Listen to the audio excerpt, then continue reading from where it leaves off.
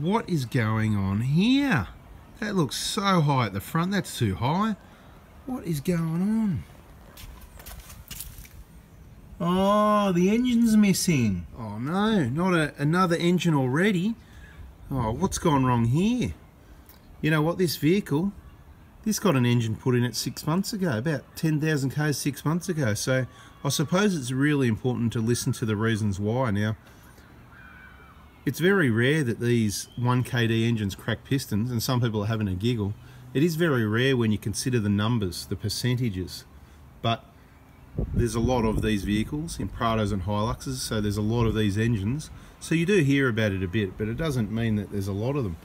But what I notice is, quite often, all the ones that it happens at the lowest kilometres are the ones with all the chips, tunes and remaps. And a few people have seem to have missed this with the inquiries I've had lately. A lot of people have missed the fact that I don't endorse chips, I don't like tunes. Any extra power for these engines is too much. I've explained in other videos, which is why it's important to watch those videos. It's a 4-cylinder diesel engine in a large vehicle and usually doing some heavy towing. Had someone text message me yesterday about some information to change injectors. He's got a Steinbauer chip and he's towing 5 tonne. So that's a recipe for disaster. Now, to tell you a bit of a story, this vehicle, only about 170,000 k's. It has a remap, and you may have seen one of my videos where I road tested that and I went, yeah, you know, sort of goes a bit better, but it's not that exciting, and I wouldn't do it anyway. So the way that job all started was just wanted a cheap solution to fix it up and get rid of it. So the cheapest solution was to put one piston in, so a little bit better than one piston in. We had another engine there that was in good condition, about 100,000 k's, 102 to be precise, and we took, and it had a cracked piston, okay, it had a Steinbauer chip. Again, the low kilometres are always the ones with the chips. So we replaced the one cracked piston, checked all the others, they were all good, put it back together, put it in this vehicle. It ran fine, ran beautiful for 10,000 k's, and I said, look, you still got the remap, you're going to get rid of the remap. It wasn't too fussed about the remap.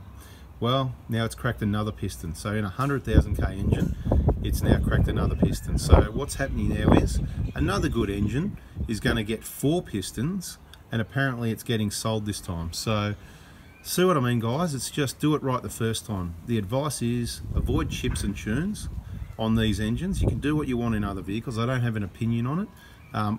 But in general, does it not make sense to you, small 4 or 5 cylinder engines that are making a lot of power, a lot of torque, more force on the piston, they're maxed out. And if the combustion isn't spot on, having a well-serviced, well-maintained fuel system, that the main control component, the injectors, aren't replaced periodically, or you've got a chip or a tune, it ends in disaster. That's just what we see.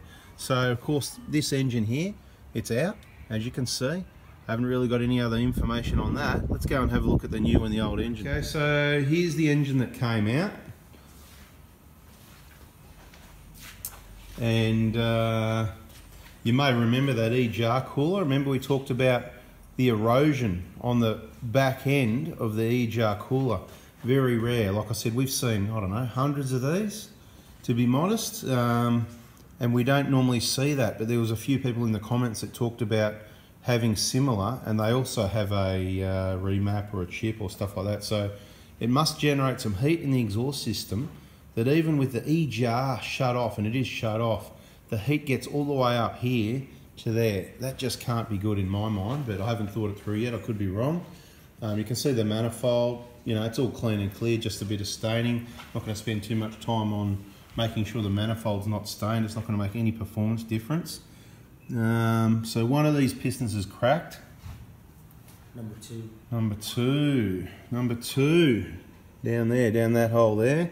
So you clean this up a little bit, you whip the injectors, because the injectors are good, they'll be going in that engine, good work. So started stripping this one down, and I've got to get the other engine together, but progress is happening. Let's go across and have a look at the new engine. All right, what's going on here? Just gonna tighten the head bolts down before we go through the torque sequence. New head bolts? Correct. New head gasket? Yes. Do you know which head gasket was it for this one? C size.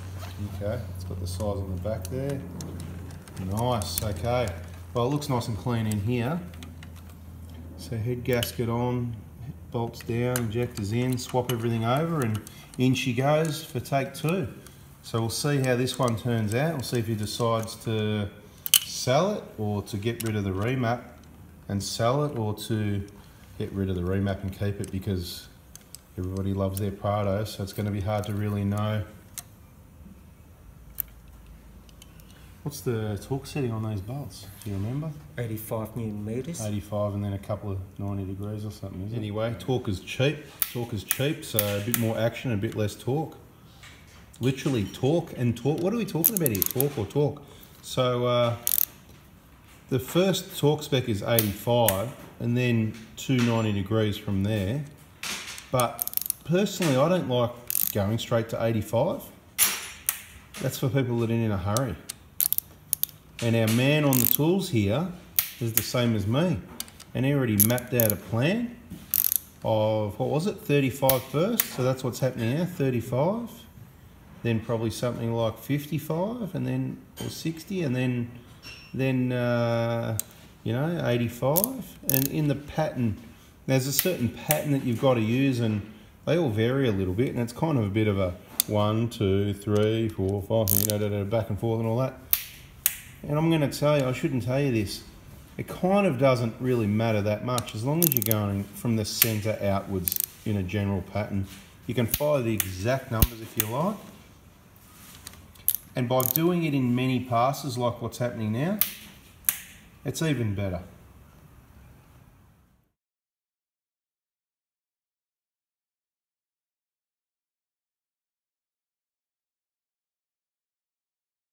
I've been trying to talk to him while he's doing this job, and he just can't be distracted. Even if I thought I can be funny sometimes, I say something funny and he just doesn't have any expression on his face. The concentration is unbelievable. So this has been done in 3 passes just to get to 85. What is going on here, mate? What's that? Oh, you don't want to put silicone on there, that'll stick the camshaft. Oh, assembly lube, that's the camshaft stuff. Okay, oh look, there's all yellow dots on top of the bolt there. There's some noisy people around here. Yellow dots on the bolts. What's going on there? Oh, right, oh. That must be so you can work out the 90 degrees thing. Oh, that helps, that's helpful. Every single one of them has been done. That's right. Oh, beautiful. By the time we finish, that dot should be facing towards the head of the engine. The other end, yeah? Yeah, beautiful. That makes sense. Nice, so just do it all in one hit, yeah? Bang. Nope. So, you know, Captain Fussy here, instead of doing the 85 in one hit, I like it. 3 stages to get to that. And it's going to be 2 stages to get these. 90 degrees plus another 90 degrees. This is not engine rebuilds. Anybody, all the experts out there, let us know your information. We need to learn more and get better at this, but look, to be quite honest, I think it's better value for money getting the new long motor, so we're going to stick to that.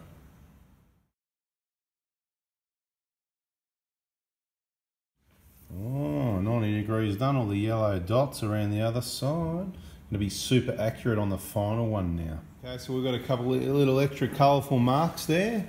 Okay, so the yellow was the 90 degree mark, you know, so we know 90 degrees, 180, 360, whatever, you know. It's 12 o'clock on the clock. And guess what the red dot is, guys? Who can tell us what the red dot is? It's just there for good looks. No, that's Ant's quality control check. And apparently I was okay with that. And it's been quality control checked by everybody else in the workshop. It gets the 5 ticks. A little bit of cleaning, and then let's get these bloody camshafts on. We're going to put the lifters in first. Lifters, what are they? Those little things that go over the top of the valves. Where are they? Bit of oil, mate, bit of oil on there, bit of lube. Oh, running out of juice. Alright, so we're just going to put the lifters in, get the camshafts on, check all the valve clearances, get the injectors in, swap everything on this engine over, and obviously then we'll have a nice engine to go back in the vehicle. Try and give you some updates and information along the way, but it's not going to be like the other one where we had that series of, what was it, 7 or 8 videos. If you're interested in more information around the engine, this is, I suppose, a little bit more showing you inside the engine. Yeah, remember, avoid those chips and tunes unless you want your middle name to be Captain Risky. Okay, we don't mind if you have a chip or a tune or a remap, doesn't bother us. We're happy to change your engine, put a new one in, swap the pistons over, whatever you want to do. But based on what we see, it definitely, not just a little bit, substantially increases the risk of a cracked piston, and definitely much sooner rather than later. Hope this information is helping you guys. Please give us a thumbs up, subscribe, turn the bell on. We'll have some more information on this or another job we're working on soon. Thanks for watching. See ya.